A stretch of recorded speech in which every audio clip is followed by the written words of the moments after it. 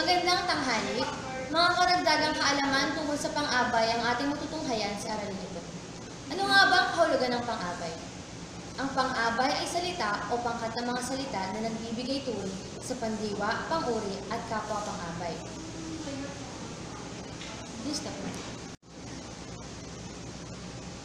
Una ay ang pang-abay na panang-ayon. Ginagamit ito sa pagsasaad ng pagpayag o pagsang-ayon. Ang halimbawa nito ay, walang duda na siya nga ang nanalo sa patimpalak na iyon. Ano sa tingin niyo ang pang-abay na ginamit sa pangungusap? Tama. Ang ilang pang halimbawa ng mga salita ay oo, tunay, siya nga, walang duda, tiyak at ganoon nga. Pangalawa ay ang pang-abay na pananggi.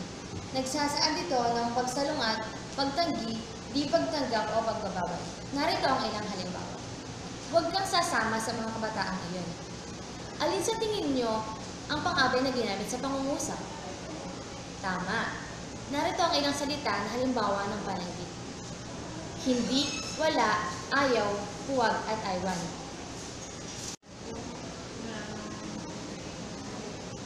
Pangatlo ay ang pang-abay na pang-agaw. Nagsasaad ng pag-aalinlangan o di katiyakan. Narito ang halimbawa. Siguro ay hindi pa niya alam ang balita. Ano ang pang-abay na ginamit sa pangungusap? Tama. At ang ilan pang halimbawa ng pang-agaw na pang-abay ay siguro, marahil, tila at baka. Pang-apat ay ang pang-abay na panulat. Nagsasaad ng paghahambing. Narito ang halimbawa. Di hamak na mas maganda ang nanay ko kaysa sa kanya. Anong pang-abay ang ginamit sa pangungusap? Tama.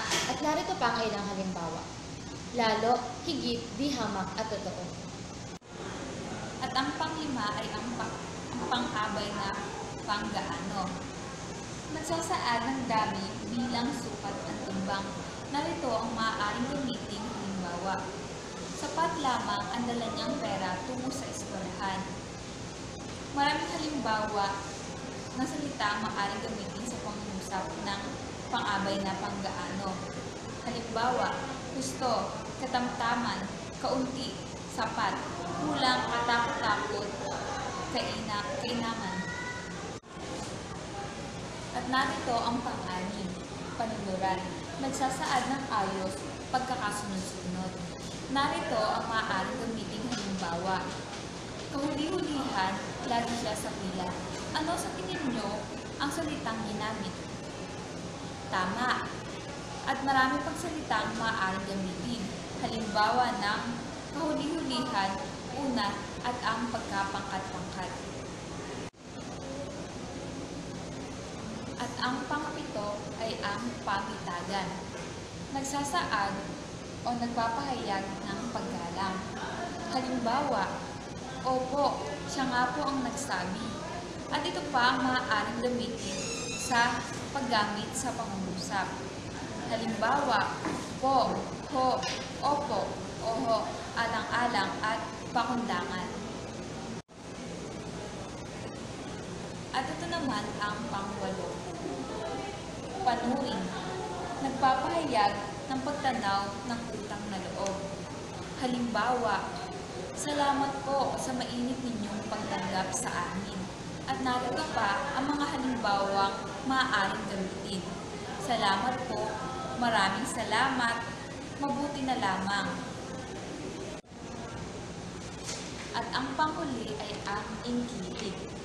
Mga katagang pang-abay na nagbibigay ng iba pang kahulugan kapag ginagamit sa pangungusap. Halimbawa, bukas na sana ang ating pagsusulit. Marami pang halimbawa na salita ang maaaring gamitin. Halimbawa, lamang, gaya, daw, raw, muna, at sana. At diyan nagtatapos ang ating talakayan.